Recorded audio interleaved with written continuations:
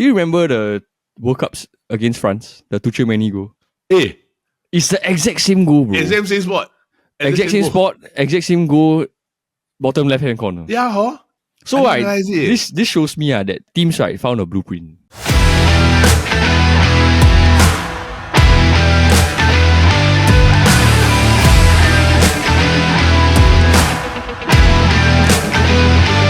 Hello everybody, welcome to a special episode of the Futbol Kaki. We know that it is not the usual Wednesday because we are during the Euro period. It gets busy and the matches are a bit more staggered and random and they're close and compact.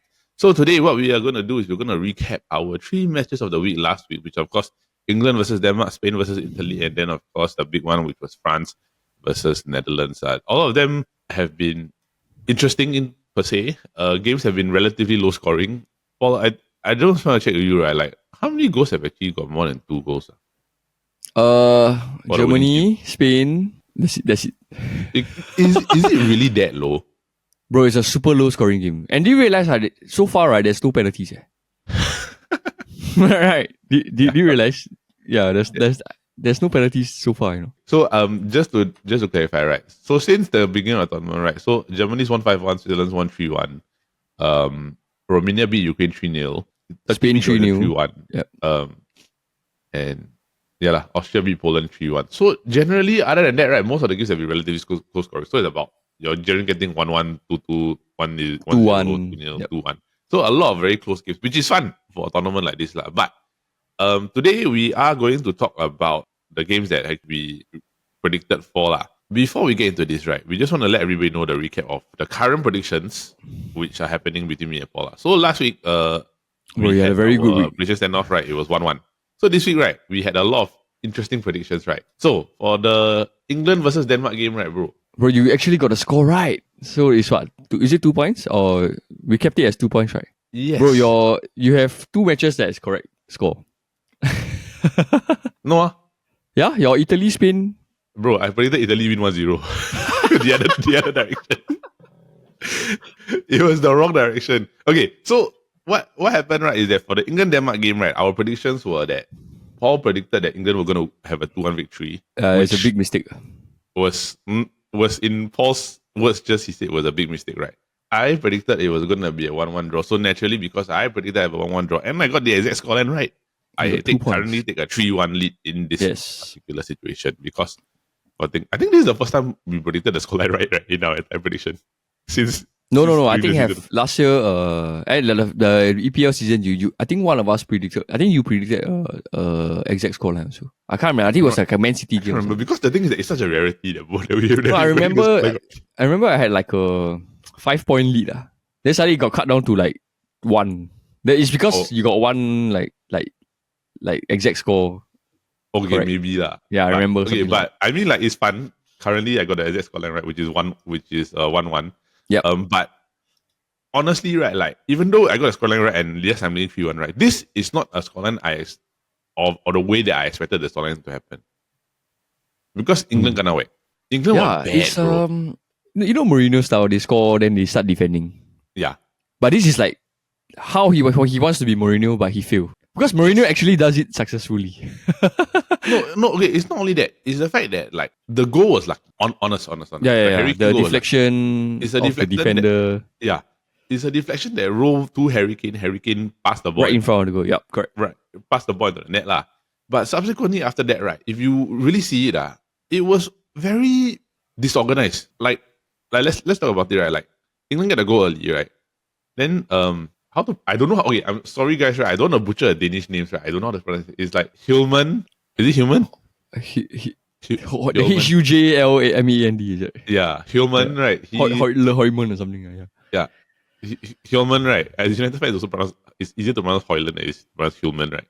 But Hillman, he had a long ranger about almost 30 yards out. Right, with so much space, and the ball went through like the entire wall of defense. Right. Nobody closed him down, bro. It's like literally, right, like Declan Rice, he can't close down because he's just in front of him, so he just tries to take it out. I don't know who was the close by English player, right? He totally just like not only tried to get there but never do anything. But can I just say something, right? Bro, when you saw this goal, right, does it remind you of a very similar goal that England conceded? England concede too many goals in my mind already, bro. No, They in were bad, like so I can't this remember. exact particular goal. Do you remember the World Cups against France? The Tuchemani goal. Hey, It's the exact same goal, bro. exact same spot. Exact same spot, exact same goal, bottom left hand corner. Yeah, huh? So this shows me that teams found a blueprint. Like maybe like a similar pattern that how England cannot defend long ranger. No, which is basically what the pattern of play that happened throughout the game because Denmark kept shooting long range. Yeah, because if you park the bus, they overload. Like if you saw the Sky Sports, there's this infographic, right? That the average England position, right, 8 players were in their own box. Like most of the match. Which is like defending. So the only way for Denmark to score is to then we just bombard from outside. Yeah lah. Which actually works. Yeah. Correct. And I feel like if as a professional team, you concede long ranger, it's like I think it's a very amateur mistake. It's like it's an amateur mistake, yeah. Because it just shows that you cannot close the man down. You give too much space. Yep. And then you are too passive in defense that you let the opponent take too many shots. Correct. And I do agree because the one thing about football, right, and any sport, right, is you always take the high percentage shot.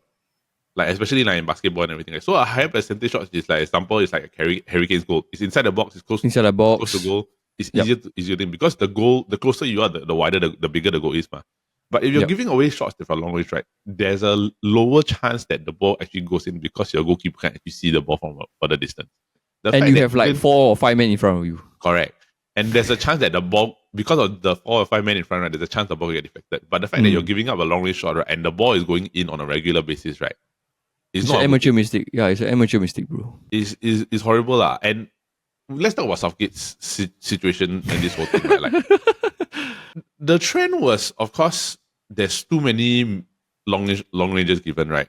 The players don't seem to fit what he wants. And the excuse with Calvin Phillips, brother. Oh my, bro. And how many years has it been since like Calvin Phillips actually started for England? Precisely. And the thing is that... No, if he had said something like, oh, we don't have a similar profile like Jordan Henderson, then okay. Understandable. Right. Yeah. Because the previous World Cup, they played with Jordan Henderson and Bellingham and Rice, right? No, there was no Rice. It was just Bellingham and somebody else. And it was okay because it brought them to the quarterfinal against France, which was okay, understandable. Then they lose to France. It's an acceptable defeat. Correct. But for him to say now that, oh, we don't have a replacement for Calvin Phillips I think it's very unacceptable. He had 2 years to go and look for. It's not that. And you have Menu on the bench.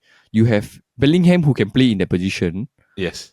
So all you had to do was play Rice, Bellingham, and then you play Cole Palmer or Foden at camp. No, which is what I said the last episode. Yeah. But I said that wouldn't it have been better you remove TAA, drop Bellingham, you remove TAA from camp, right? Kyle Walker's gonna start because defensively he's obviously better, right? You move Bellingham back, let Bellingham be a box to box, which is what he's better at. I've always said this, right? Like Bellingham's like 8, he's not a 10. And England got too many players, right, that want to bomb up forward. Correct. Bellingham, Palmer, Foden. Even Rice, I would argue, right, he likes to go up. No, Rice likes to go up. So there's basically no defensive stabilizer, which is one thing. Even but he can do the job. It's just that currently England got too many midfielders that want to go forward. There's nobody at 6. Yeah, nobody at 6. Not enough players at 6, I mean. Yeah. Even though they do that, right, the problem, I feel, right, is they're not putting the players in their proper position to help them succeed. He's compromising a lot of the capability of a lot of players. Yes, I agree, which, bro. To me, right, is irritating because Phil Foden, right, is playing in the wrong position. For my understanding, right, it should have been Gordon. It should have been Rice, Bellingham, or Rice, Mainu, and then Foden in the middle. Or if let's say Bellingham decide to put Foden on the left side, right, then Bellingham that can, but you put Mainu on in the midfield. Yeah, so Mainu, Rice, Bellingham. Yeah, if not, the ideal should be Rice, Bellingham, Foden in the middle. Then if you want to play a left winger, right, you can put Gordon. You can put Anthony Gordon, or you can put somebody else on the left side, which makes more sense. And striker wise, right, you can play if you need pace, right. I understand Harry Kane's your captain, right, but for tactical wise, right, like you have to put in pace. Watkins, right? Yeah. You have to put in Watkins, or you have to come up with Cole Palmer in the middle. If let's say you're not happy with Foden, you throw Cole Palmer at camp. Yeah, so each position has like two choices for you, right? Correct. Wow, what this fella doing? I also don't understand, yeah. He played he not happy, right? He decided to play Gerald Bowen over Cole Palmer. No, the worst was he took out Foden for Eze. So like what players like Cole Palmer, who has 33 goals and assists the last season, had cannot even get into this squad. And I feel right that the issue with Trent, him wanting to play Trent in midfield is I get the idea of long his ball distribution and long passing, right? Yeah. But in order for those to be played at his strength, right, you need to have movement in front. You need to have Gordon running or let's argue maybe even Rashford, if he played at that wing, right, maybe can, because after I watched the England the first two games, right, there's literally no movement in the upper third. So that there's no the role of Trent Alexander-Arnold becomes redundant. Yeah. The players that there's nobody running in behind. No, and that's the thing that I don't like is that you must understand the England players that he's currently attacking at the front three. Yeah. So let's say, for example, you're talking about Bellingham, you're talking about Saka, you're talking about Foden and Harry Kane, right? Kane doesn't have the legs anymore. He's not as much as he used to. Foden's not a game behind guy. Saka's not a game behind person. They are very ball to feed people. Bellingham, right, works in pockets, right? But the problem is that you need to work with in close contact and space with people that get behind that. So why Bellingham does well at Real Madrid, right, is because he's got Vinicius and he's got Rodrigo on either side. Those guys are go like this to get in behind, right? But the England players that are there are not there. So isn't it more beneficial for Bellingham to play deeper to allow him to go into pocket space, right? Then you have attackers that actually come in and cover from the inner right. If you really wanted to fit Cole Palmer inside, right, with Phil Foden, right, Foden on the right or Anthony Gordon on the right, then you put Palmer in the middle, then you put Walker in front, then you literally got everybody to push behind already. Right? Yeah, but it's I saw a lot of pundits, they were not say defending Southgate. They're just saying it's unacceptable that after the second game, right, we still don't have a style of play. Yeah. But then again, the argument is this is tournament football, so result is more important than style of play, which is true. I agree to a certain extent. But if you're arguing this, right, if England played how they played against Denmark, right, against the big teams, they will die. Confirm die. Yeah. Even I would say against Germany, they will die. Yeah, correct. All right. So, but do you see the first game where Bellingham was he had so many chances to pass to Foden? Yeah. Then he held onto the ball. Then this expressions. Hey, bro, it's actually quite funny to see expressions, Robbie and everybody. They all united to support the same team now. It's really very, very funny. This expression is saying this Bellingham is holding on to the ball like the Bitcoin.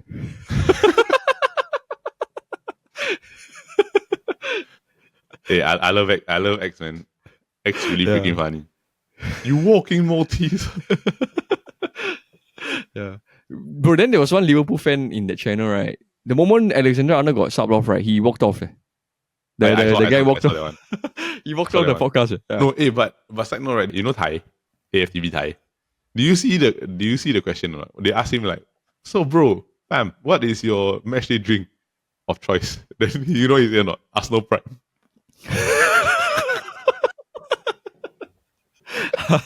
Then they say you don't. Then they were telling him you don't have to drink the Arsenal drink, bro. There's so many. Arsenal Prime. Arsenal Prime. Okay, never mind. I think we'll talk about England. We'll talk about England separately. Okay, so just to let everybody know, we're not doing match predictions on this particular episode, right? We will release our match predictions separately in short videos or short clips that you can see on YouTube and Instagram accordingly. So next up, we're going to move on to our other game, which of course was Spain versus Italy. For this one, right, predictions wise, we both got the scoreline wrong. Nobody predicted Spain to win. Yep. I predicted the scoreline correctly, right, but in the wrong direction. So essentially, right, because of this situation, I'm out. You will get the point because of the fact that you predicted it was going to be a 1-1 draw. I was in the middle, right? So yeah, you're in the middle, Yeah. So you get the 1 point. So currently we are 3-2 as it currently stands. But bro, Spain Italy, right? This game, it is very one-sided. It was very one-sided, legit. It was literally what we both predicted. It was Spain attacking, Italy defending. Yeah, I thought it would be closer in terms of Italy will not concede at all, because I always thought that Italy was a tournament. They show up in tournaments, so I mean, okay, honestly, technically right, they're still in second place. They're safe. Yep. They just got to win or draw the last game. They can. Correct. And honestly, right, it's because I think the main thing that we are a bit more shocked is because, okay, the way the game panned out, right, is kind of what we thought it would be. It's just that it's Very not close. to this extreme. Because we've always said that Italy was more of a defensive-minded team, naturally. And Italy, 1-0 loss or 1-0 victory for Italy is a normal thing. But the problem with Italy has always been who's going to score. Yeah, Chiesa. Yeah, so it's going to score. Spain also has the same problem. The fact that today, right, the game where Spain dominated and they missed so many chances, bro. Bro, okay, yeah. To answer your last statement, right, I do feel that this Spain side is something that none of us ever predicted. Like even the Euro pundits, right, didn't expect Spain to perform this well. Right? And I can honestly say, right, is this addition of Nico Williams and Yamal. Yeah. These two are the ones that really like helping Spain to elevate them to like I would say like contender now. Correct. And all the chances created mostly by them. Yeah, it's predominantly like Nico Williams. Okay, so let's talk about like some of the points already. Yeah. It's like there was a chance. I think it was a ball in for Cucurella, right? Nico Williams missed the open header. Yeah, should be 1-0. They had a lot of more clear-cut chances, right? And it's basically the same thing that they've done because Italy parked the bus, so Spain just long shot, which is the same loophole that Spain no problem in keeping possession, right? Correct, which is the same loophole that England was spotting. But the thing is that if you're comparing England and Italy, Italy's 100% more defensively sound. That's a fact. But it's just that the shots were Ruiz had a few long ranges, right, which was all saved by Donnarumma, right? I can guarantee, and I 100% say, right, if Donnarumma was not in this game, Italy would lose by a bigger margin. Because the long range shots, right, even though they are still long ranges, they're low percentage, right? The shots were on target and they were fast. Nico Williams hit the bar. Pedri, after the goal score, right? Pedri missed like a sitter in the box. Like, at least get it on target. At least get it on target, right? But I feel, right, like, Italy super, like, with that goal, Italy super unlucky. Like, really, Like, but it was a good cross. It's a dangerous cross. It's a good cross. So he crossed, but Donnarumma touched it. So maybe the deflection like put the defender off. Correct. No, because the thing is that why I feel bad for Calafiori, right, is literally because, right, like you said, Donnarumma touched the ball, right? He was actually in the right position to get it cleared if the ball had just gone through. It just so happened that the ball shifted direction, right? He's already on his way there. It hit his knee, the ball just went roll into the goal. Hit the upper thigh, right? Yeah. Yeah, his upper thigh. It's like nothing you can do one. Because it's at an awkward height. You don't know whether to header or kick it, So you only have to just like go into a defensive mode. Yeah. Hope that it goes the other direction. Yeah, so it was more of the ball making contact with him rather than he tried to attempt to clear. Yeah, correct. So you blame the ball. I don't really blame anything. It's just unfortunate incident. Unfortunate incident. Okay, like honestly, right, like this game, you knew the direction it was going to go. Because let's just look at the stats, right? Like Spain had 58% possession, which is not a surprise to anybody. That's normal Spain. 91% pass accuracy. Spain had 20 shots, 9 on target. Italy had 4 shots, 1 on target. Yeah, we all knew Italy's game plan, just not to lose. Yeah, it's just not to lose. It's just to park the bus. Because essentially, right, their game plan in a tournament will work. Especially one like this low scoring. It's like you just have to park the bus. You have a good goalkeeper behind you, right? You just need to stabilize it. And Calafiori and Bastoni are no slouches. They are good defenders. But they're not like Bonucci and Chiellini. They're not, but it's different. But nobody you can't discount the fact that they might be Bonucci and Chiellini in the future. In the future, yes. Yeah. In the future, yes. But now they're still now no. But currently, right, with what it was, I feel bad for Italy, like legit. Okay lah. A fair scoreline would be nil. A fair scoreline would be nil because Spain didn't take the chances to me. And they're still in a very good position to qualify. Yep. So I think just gotta dust down and just move on to the next game lah. Yeah. Which I feel they don't have an issue. I don't think that's much of a problem also. So we shall see. Currently, right, like in this group, right, it doesn't look good for Croatia at all. Yeah, who will expect them to be last, right? Last, right, with a goal difference of -3. So if for them they want to go through, right, they got to beat Croatia. They got to beat Italy by like 3, right? By 3, right? And then they jump Italy to second, right? And hope that Spain beat Armenia, which is likely going to happen. So the only hope that Croatia got is Croatia dominate Italy. That's the only hope they got. for Spain, they're officially the first team to go through. But side note, No, Germany Rodri is first. suspended for the next game because he got the second yellow. It's fine already. This is good time for them to experiment players.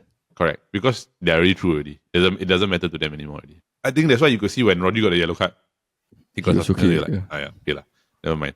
All right, so now moving on, we are gonna talk about a stalemate, a game that both of us thought would be a lot more intriguing in terms of scoreline, but it did not happen that way. Ended up, it was Netherlands-France. The final score 0-0, and Kylian Mbappe did not play this game.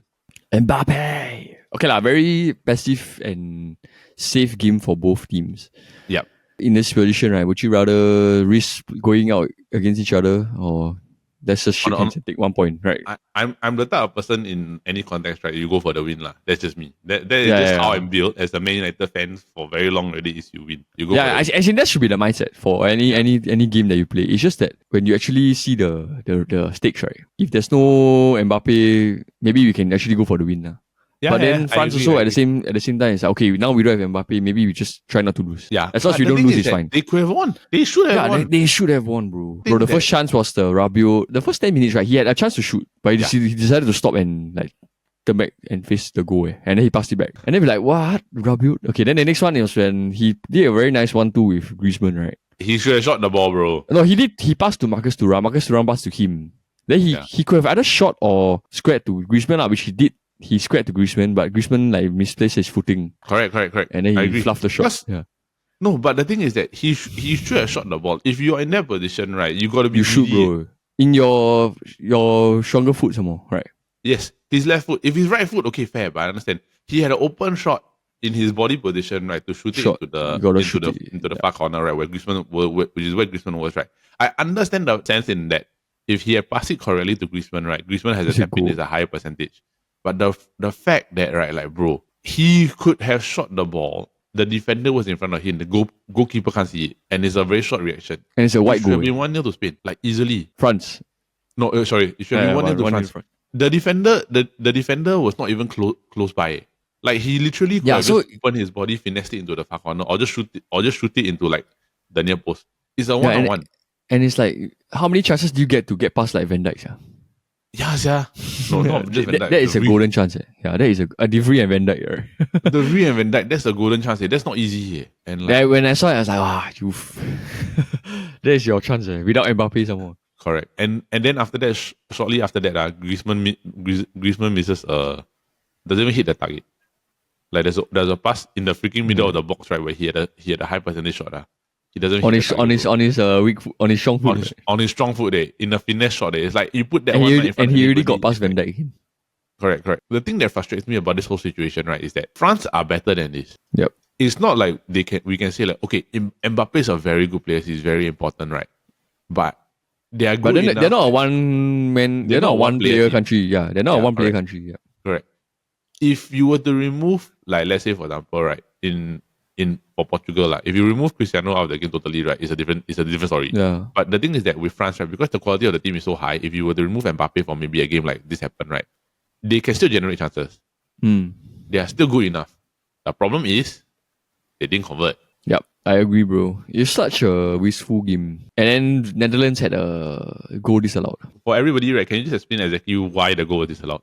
Okay, so when Netherlands were attacking, I think Memphis was the one that shot the ball first before it got deflected to Xavi Simons. So in the transition of play, right, before Xavi Simons shot the ball, Dumfries was standing next to Mainan. Yep. So I think it was like a impediment of like Mainan's ability to position himself to save the ball. Yeah. So I do think that that's the offside call lah. But what do you think? Like if a player is standing next to a keeper in an offside position before the shot is played, honestly, usually I would say it's offside. You think you'll be offside? Honestly, it should be offside. The only time there's no offside is the throw in. So yeah, that's what it is lah. But in this game, it was a bit disappointing because France should have won. I think they got too funny with it. There were some chances where it's like, bro, shoot the ball. Why you go and pass? Yeah, also many chances, bro. Right. Then when they shoot the ball, right, it's like, why you shoot there? you get what I mean, right? Like, yeah, the decision making not very. It's like not like the level of club football. Correct. There was one, I think they had like very good like chance, right? Then they were trying to like just tread the ball through, I think it was Dembele or something, and that one of them tried to pass the ball to Griezmann, right? But there's three Dutch defenders right in front. I'm like, why? Yeah, so it's quite funny. I think I don't understand. But okay lah, I think ultimately will we say it's a fair result for both? I would say yes.